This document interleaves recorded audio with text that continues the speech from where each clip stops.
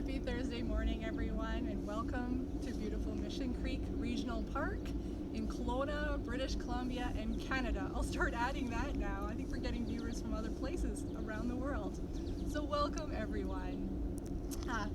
Before we begin, though, I do need to acknowledge and wish to acknowledge that we are honored to be and living and working on the traditional and unceded territory of the Okanagan Syilx First Peoples. My name is Nicole Kittmer. I'm a park interpreter with the Regional District of Central Okanagan, and today we are standing in front of one of the many kettle ponds in Mission Creek Regional Park in the area known as Sutherland Hills, which was actually an old provincial park. Today we are going to investigate a very unique creature that calls this place home. It lives in the water for most of the year and is just starting to emerge when the sun comes out. So as listeners come on, I invite them to try and guess which creatures we will be talking about. Now, in order to try and see them, I always encourage you to creep very slowly and certainly quietly. Especially if you have little kids, you might encourage them to put on some marshmallow feet so that we can tiptoe closer. These animals can hear very well, certainly our voices, so I'd love to be able to whisper, but then you wouldn't hear me. But they also can hear the vibrations as we walk. So Kelly and I will creep as best we can towards the pond. And of course, part of the challenges of filming right now is maintaining the social distancing, projecting my voice, and not scaring the animals. We're going to give it our best shot. So if you visit the turtle pond at Mission Creek Regional Park, the one there's the Evelyn's Island, and you have littles, approach quietly, especially at the beginning of the season, spring, when these animals might be a little bit more nervous. All the tree cover and leaf cover isn't fully in yet, so they're vulnerable. So anyone just tuning in? We're at Mission Creek Regional Park at our, here's the biggest clue ever, at the turtle pond, checking out a species. Anyone want to guess what that species is? It's fair to say there's nothing quite like it.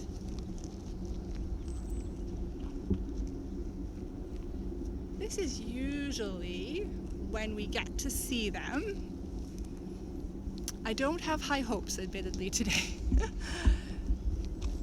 The turtle that we're looking for is the western painted turtle, and it's BC's only native pond. Ah, turtles, yes, thank you. Thanks, kiddos. It's really cold today. We don't have any sun, which means it's highly unlikely those turtles will come see us today. But this is where they are. If you see those logs out there, they'll pile up on top of there, basking, all fighting for a piece of sun.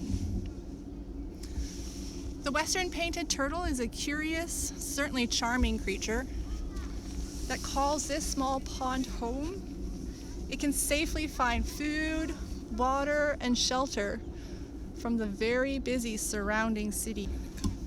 We're back. Hi, sorry, our connection disappeared there. That's all right. The turtle itself is unhurried and peaceful, and it fascinates all the visitors and even scientists that come out to check out these turtles. I'm going to show you a picture in front of the screen. Normally, this is what we would see. A bunch of turtles all piling up on one. This is exactly from this location. This little guy's crawling on top of another one. And despite their affinity for warmth, one of the reasons we have this turtle species in BC is that it is well adapted to cold. So it's one of the few species that can hibernate in the mud at the bottom of a lake or a pond or a stream or river successfully under even half a meter of ice. So these are truly Canadian, good little Canadians. They know how to enjoy summer, but they also can do well in the winter. Why don't we go up here? Even though we don't have turtles today, that's what happens with live programming. I made sure to bring some stuff to show you. And pictures and objects.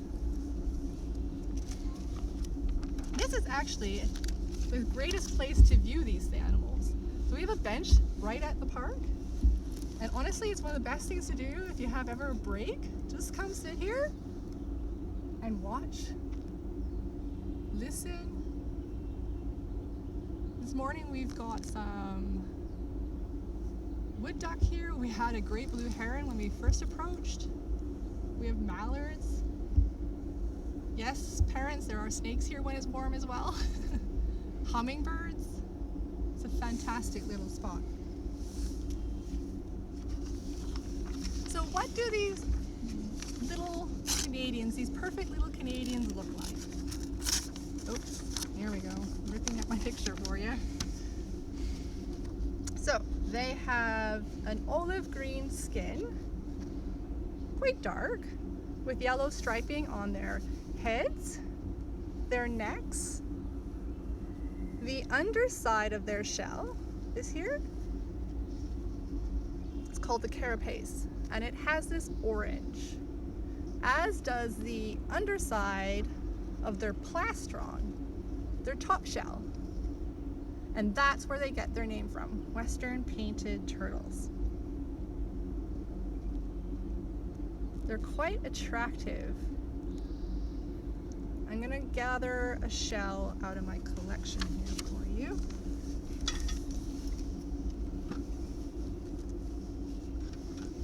Okay, so this is a shell of a Western painted turtle. You can definitely see the olive green and the yellow. Obviously there's no skin on this one. This is just the empty. So this is the plastron. Here's the carapace. Oh, sorry, the other way around. This is the plastron. And this is the carapace. So this is the belly one, and you can see all the orange. And the underside of the carapace has that. So if you see that, that's the Western painted turtle. And this is the only turtle you should be seeing in our ponds. So part of the problem with turtle species in some of our ponds is that pet turtles have been released. They tend to live for a long time, so families may think it's a good idea to put a turtle back into a pond, but unless it's a Western painted turtle, it doesn't belong here. Other turtles are not adapted to the cold that we experience here, so it's not that they'll become invasive as a species, they'll actually get sick and die, and then they can get these turtles sick too. So that's the harm when we introduce another turtle species into the habitat like this. I have one question. Yes. How much variation is there in the markings on that turtle? That's a good question. Not a lot. Certainly the general variation will be, I'll give you the two things. They can be olive, green, or almost black. So there'd be that. So quite dark. This is really green.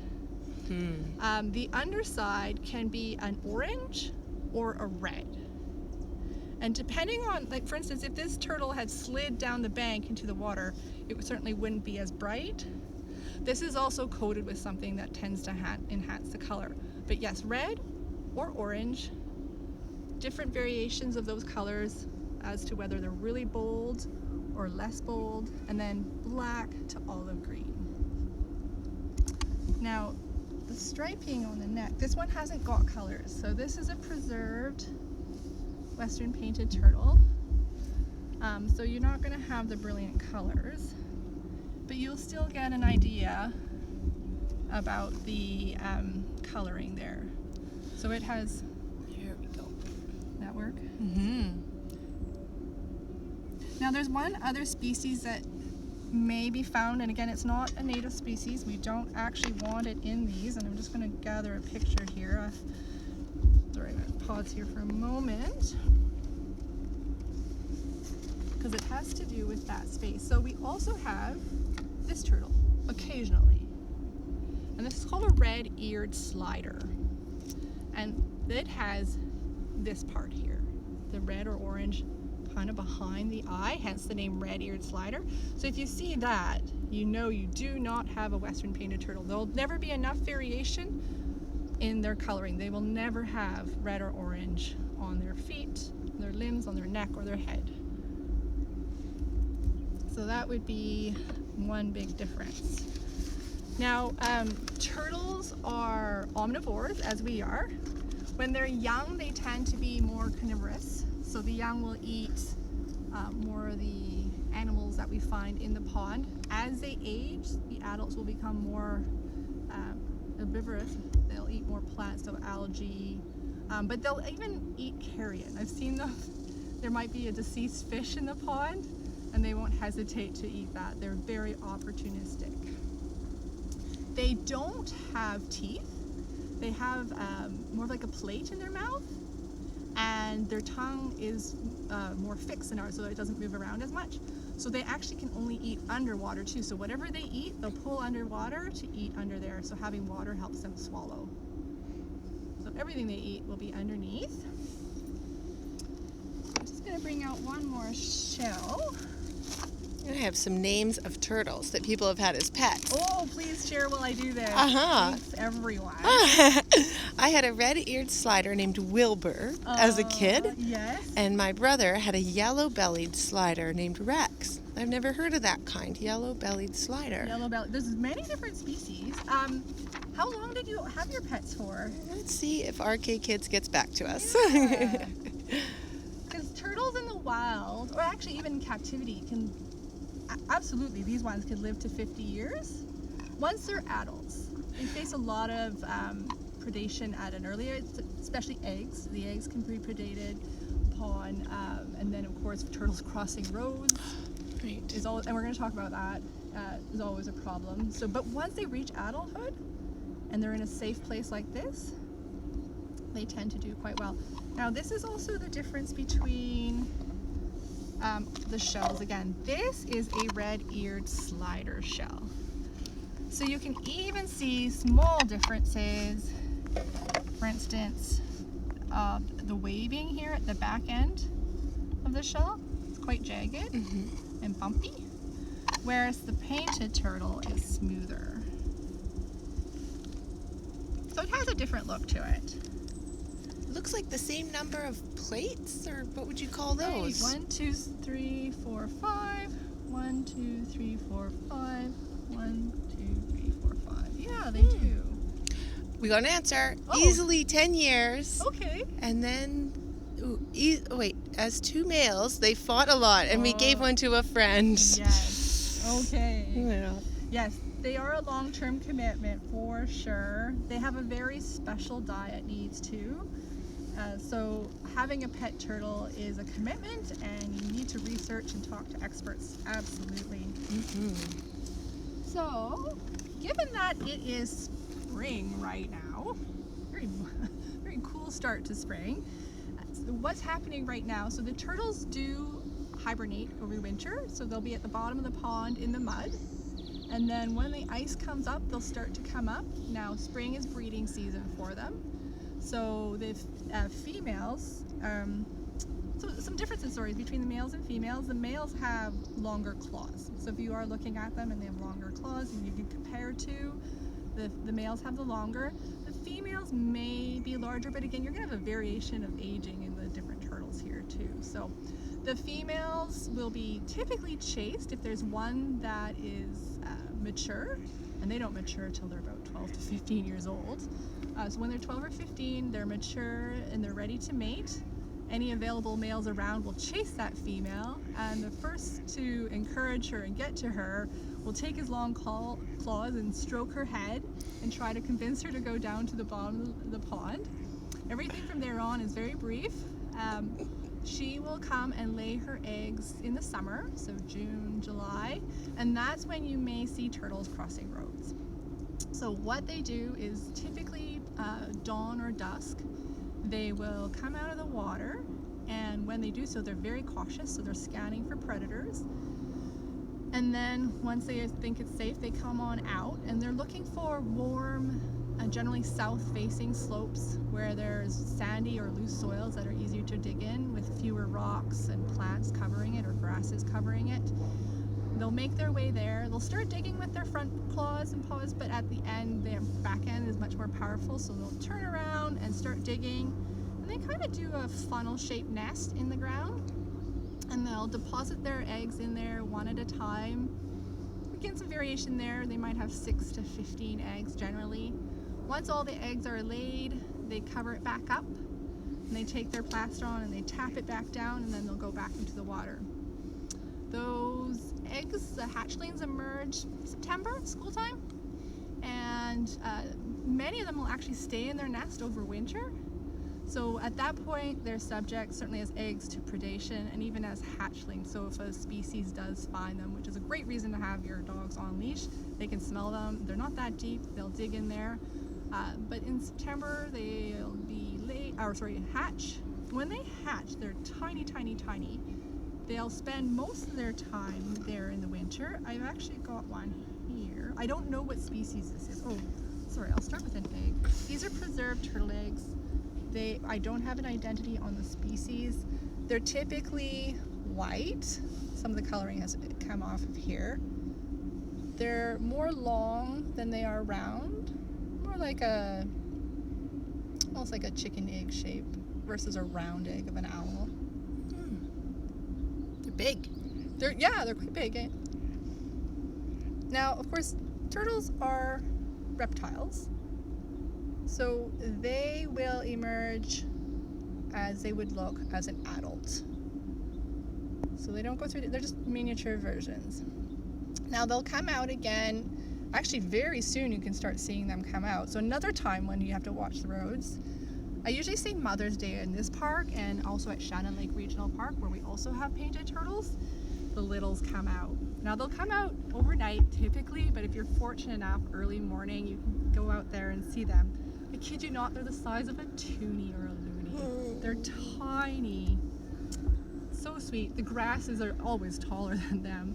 I'm gonna try to flip this little guy over. Well, that's okay, we can see him. So this is not a painted turtle. However, it gives you an idea about size. So if you imagine a loony or a toonie on top of there, that'll give you a good perspective. They're incredibly adorable. Now we encourage people, for many reasons, not to touch turtles, especially these little babies, because they can carry bacteria on them, the salmonella being one of the main concerns. So we don't want that transferred onto you. Thank you. We had a question about that. Please don't touch the turtles. If you do see them, there's occasional times where you have to rescue a turtle. Let's say, I've had that question, so I'm going to fairly answer it. If you do pick up a turtle and quickly move it somewhere else, always go in the direction that turtle was going. So don't switch directions on the turtle. But right now around town, certainly in areas where there's water bodies, watch out for these ones. The females are going to be crossing the road to lay their eggs. They're also very scratchy, so it's really difficult to pick up a turtle without ending up with scratches on your hands or nips of your fingers, and of course that can transfer some of the bacteria. There we go, some of the treasures. So come Mother's Day, that might be something fun to go do. Go look for turtles. Give them space though. Here's my slider picture. And I'm open to any questions. I have a question. Oh, did we go away? No, you go ahead. I'm just going to see if we missed any. All right.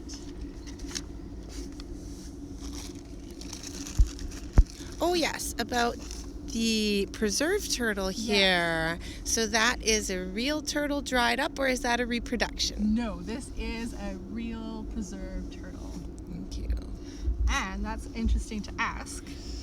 So typically when you do find a deceased turtle later on, and they're very cool to find, is that people think the shell is separate from the turtle, and you see in shows about the turtle going into their shell.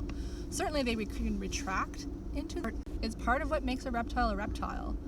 So they have plates or scales, in this case obviously a plate, and that's where you can see remnants of the spine. So it's actually attached. That was a question I had yesterday. Oh, cool. Yep. So definitely. So they're not separate.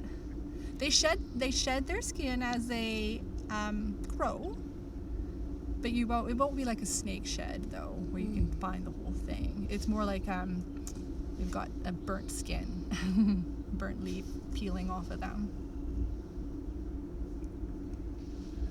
So Western painted turtles, why are they important? Why are they a feature in our parks? They are considered a vulnerable species. So they're blue listed in BC. There are populations that are doing fine. The coastal population, on the other hand, is in dire straits. So the turtles are going to need our help in order to survive and thrive in British Columbia. Some of the concerns we have are certainly habitat fragmentation. So they need access to pond water. Ponds tend to be, and wetlands tend to be less desirable from an aesthetic point of view, often in development of cities. So they might get filled in. So we have fewer spaces for turtles. There's also a lot of roads around these spaces, so they're also harmed there. Pollution, they're considered a species very vulnerable to pollution in the water. So these are all considerations, and of course predation. So what can humans do to help is certainly understand the value of a wetland. It may not be a gorgeous grassy field, it may not have giant sequoias in there, but it has value. And these species have value not just as BC's only paint turtle or only pond turtle, but just for their own charm. So thank you. So if you have any ways that you think you can help, Earth Day was yesterday of course, feel free to encourage your family and your friends to help the plight of these Western painted turtles. Thank you everyone for being here today. Tomorrow at 10:30 we have another program. It's going to be the fascinating world underneath rocks.